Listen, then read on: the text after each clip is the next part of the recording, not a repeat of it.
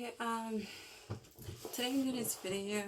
I talk about things I learned as an RBT, as a registered behavioral therapist. For those who are working in the registered behavioral field and working with kids with autism. So, in that field, working in homes and clinics and schools, and RBT specialized schools, in various health centers. I learned that when dealing with kids with ADHD, ADD, there are various tricks to help the child develop life skills. So by for example, longer breaks for the child, like a bigger, more like a more motivating and bigger reward for the client. Also, like a token board economy was very helpful working with kids who had ADHD. And for those who are can't sit still, I guess you would have them play with their tangible or their reward for a longer amount of time, or whichever reward they preference, whether it's like a stuffed animal toy or like a video game or a tablet. Most kids with ADHD prefer tablets or computer games or TV time. I guess you could redirect that behavior towards outside time, play time, play at the park time, or play with family members time, and also to get them to do their homework. I guess most of the time you have to get a parent involved with that. For example, you could also use that homework as an assignment to do during the token economy, and then have them do or get their reward at the end of completing an assignment or complete a certain amount of problems, and slowly build your way up to completing an actual homework assignment. Same thing with reading. Or you can read with family members or kin, close of kin. That usually helps. That motivates them to read. It gives them almost like a consistent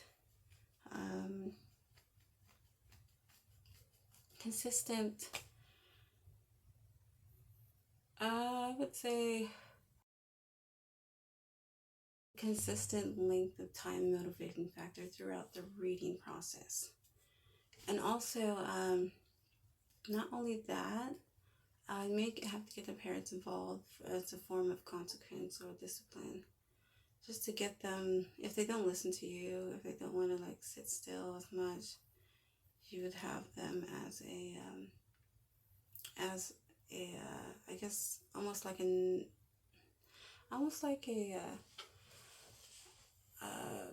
know how they have positive reinforcement like toys, almost like a negative reinforcement for the child. So besides that,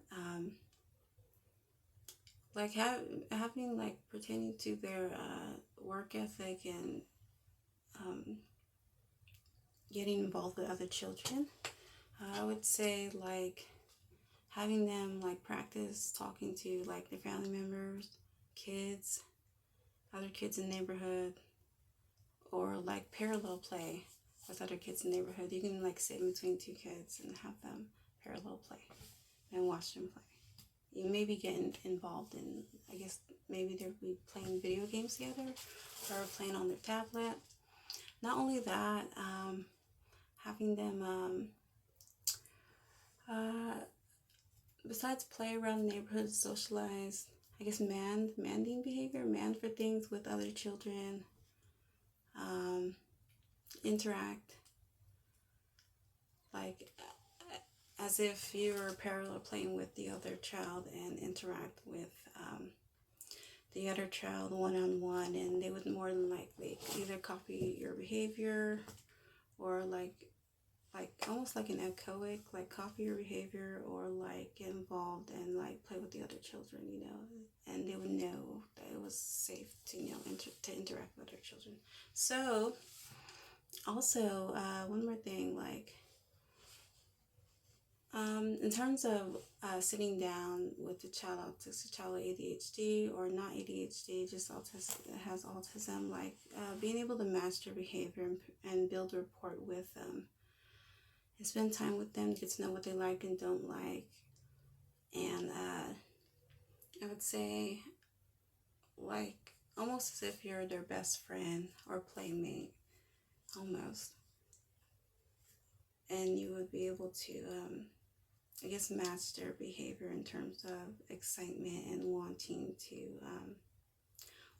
to work on their projects, their experiments, or their homework, or schoolwork, school experiments, schoolwork, anything like such as that, or like same thing with interacting with children, that type of thing. It would like help, speed up the process. So, other tips would be kids with ADHD, they would have to have lots of exercise, lots of outside play as a motivating factor, just to get them to, get, I guess, naturally, as a natural teaching moment. You would have them to get them like more tired, more relaxed, and not always on the go or always like constantly thinking, or within themselves constantly. Their mind is constantly racing.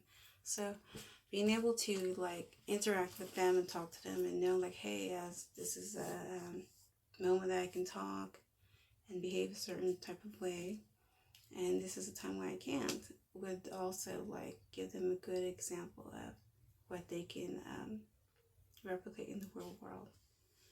So besides that, most of the times, like as RBT, being able to like do your project with love and care, as demeaning the job can be at times because it can be tough. It's understandable dealing with kids who are all over the place, or kids who just who are adamant, doesn't want to do their work. It can be tough at times. I believe like the RBT themselves have to like give themselves a motivating factor themselves. But like being able, like the main goal, like being able to keep yourselves presence with the children is like seen as a reward, their achievements as a reward, as a personal goal for not only for yourself or a little bit of your happiness, but like for theirs too, to know and keep in mind that you're making like a difference in their lives, like a giant change, like a big change in their lives. So as hard as it is, you still are making a change in their lives. Like, it's understandable that the field itself, it can be hard working in that field, and like RBTs are easily like each year are being like hired due to like the job being more directed into the psychology field and degree field, and so many people having a psychology degree. And besides, like those RBTs taking the next steps and becoming a BCBA, that way they will hire more RBTs. Like it can be hard, it can be stressful. Person may need some downtime, but also at the same time, like as an RBT, like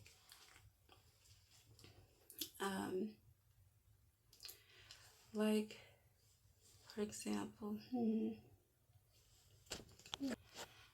as example, like they could also like, I guess I would say it would be easily replaceable, but more like there's a high turnover rate because of pay, for the pay scale, and degree wise and hours, for the hours also, the amount of hours the person spends with their client in at-home sessions, in centers, and in clinics, and in schools.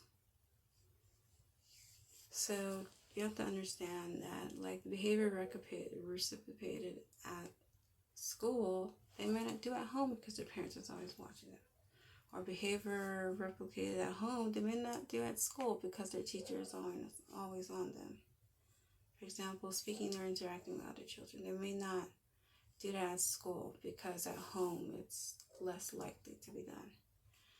Or like doing homework at school and finishing a task at school. They may not be able to do that at school because at home they're either watching TV or they're playing on their iPad or tablet, or they're doing other activities. They don't have their downtime or sit down time where they can just sit down and just do their homework, and then reward themselves with downtime, which is playtime. So yeah, that has to like, you have to think about and that has to like comes in. It has to be like, it's a serious factor when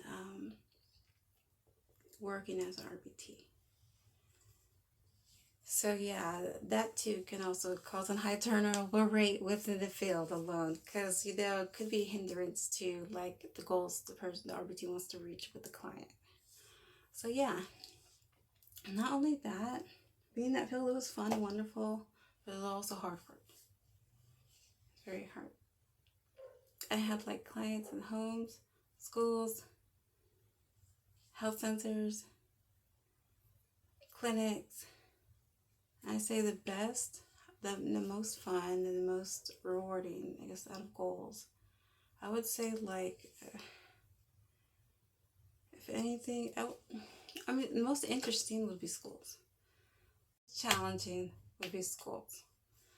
Because there's so many factors like just like gets involved with working with the children, because other children could interrupt the process, interrupt you working with the child, and having a direct session and working on task goals.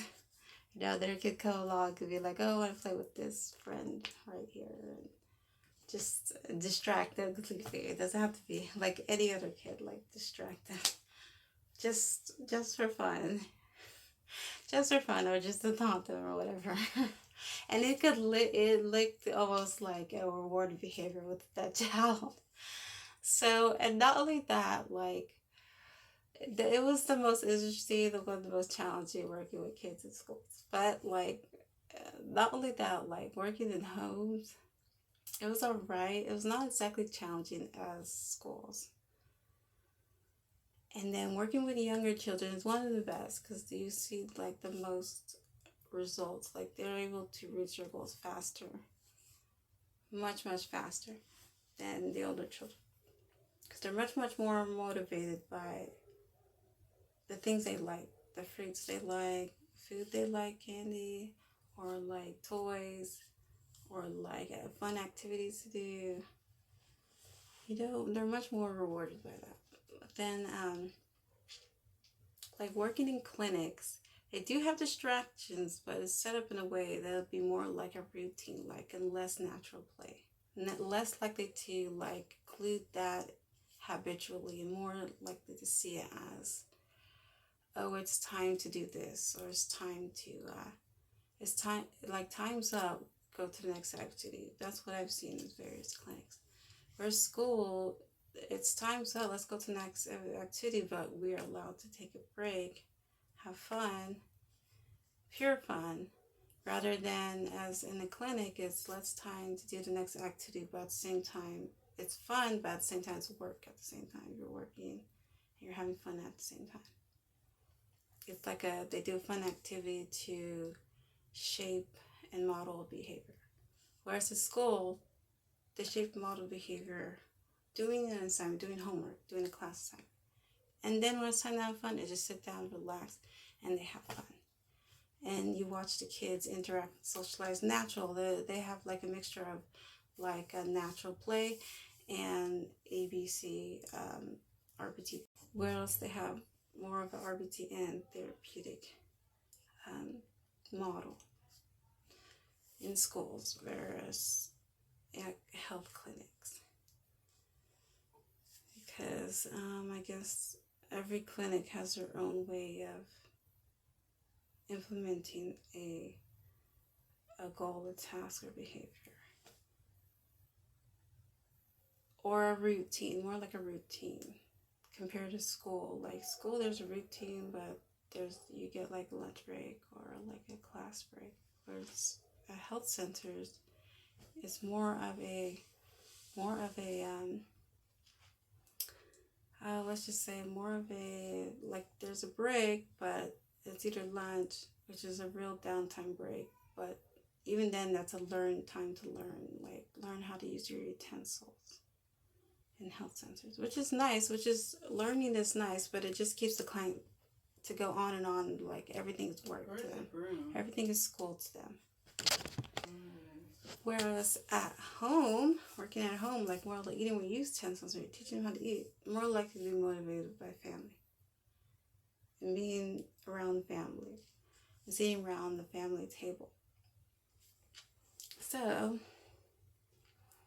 what else? So it doesn't seem to be more of a learning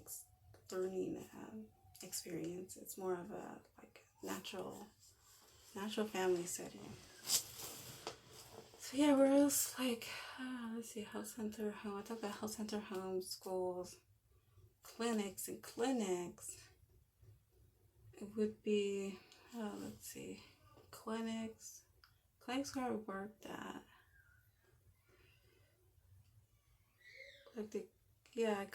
Health clinics where I worked at, like RBT places, centers that register as health clinics.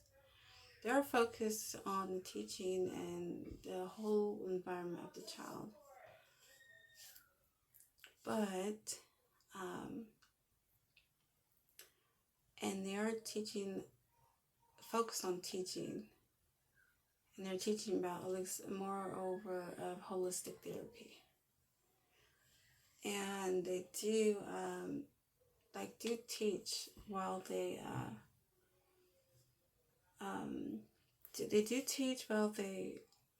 learn while they are using their utensils to eat, but it's more holistically, like they're have more free time, I guess, in the clinic where I work. They have more free time compared to the other various health centers and then other various schools. So yeah, it was more like a hybrid school. The health clinic where I work was more like a school slash clinic. Health clinic. That's what it was. School slash health clinic. So it was more of a it did more. It provided school activities at the same time. It provided clinical activities, health centers, and clinical activities for the children, which was nice. But it depends on their way of doing things, the center's ways of doing things, like how they administer their therapies. And for those children that get overstimulated, overexcited over things, how they attend to their behaviors. So if I was a parent, I'd be watching out for those type of things, those type of signs also when I go to a clinic or center or school. Also, when I go to a school, I would be looking for how the teachers interact with the other children if I want my child to be there.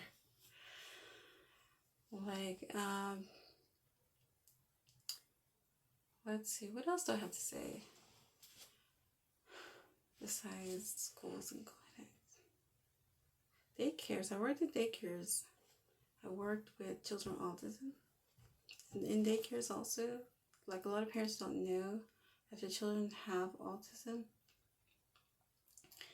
at daycares, or they have ADHD, or they have comorbid symptoms, psychological symptoms. Some kids, they don't know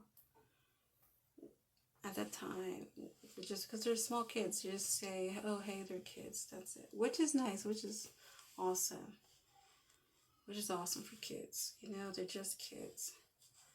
But you also have to realize, some kids may be getting hurt because of the other kids' undiagnosed symptom or undetected behaviors. So a lot of parents don't realize that. It could be tough, at a daycare dealing with all the new people and all the new toys and all the new teachers.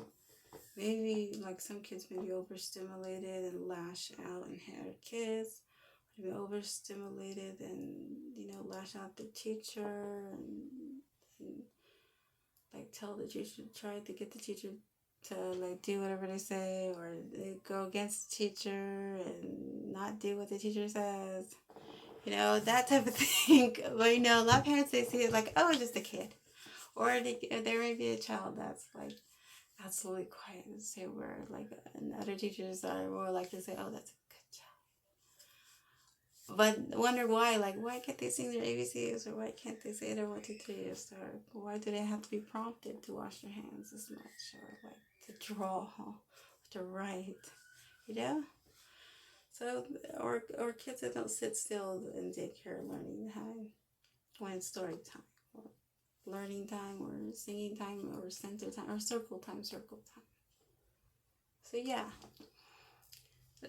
about that, like, as a teacher, I believe it's a pretty good skill to learn about these various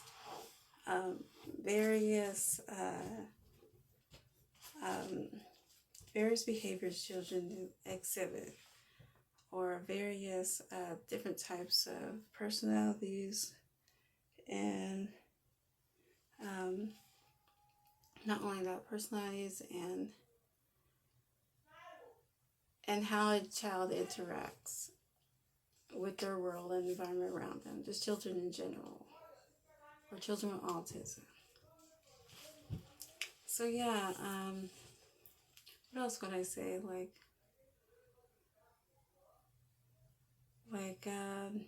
For example, a child who cries too much because things are not going her way, then it may be undetected autism. It may be that, but I would say, like, see a professional. See a professional. May not be that. It may just be like, oh, she's like stick her finger or something. And she's crying. And she doesn't like it. So, or other things, like, I would say, like, other things.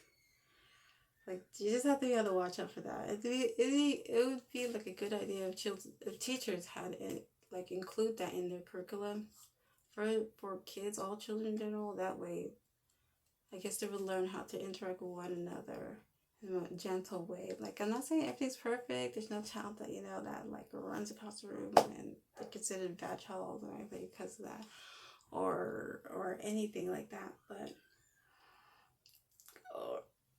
or climbs up the slide type of thing, and it's bad. But just not be able to discipline them, but to redirect their behavior to a different behavior. That type of thing would do the child so much good. Like, it would change, I wouldn't say change their life, but it would, like, change their behavior, which which sooner or later would be able to change their life. Like, also, like, for kids who like are adamant, doesn't want to do anything, I think they need more like downtime, more relaxed time, and then like more coaching or coaxing or building rapport with them, and tune your behavior to their behavior, that type of thing. I think that's it. Yeah, I think that's it that I have for this video. I think that is it. Like, that is it for this video. I hope you guys enjoyed this video, me talking about my work as an RBT and the advice I have to give for those working in the field and for parents with children with autism. So yeah, those are my tips. Those are my, advice I would give people. So yeah, that's it. I hope you guys like this video. Hit subscribe down below. Peace, love, and light. Nah, I love you.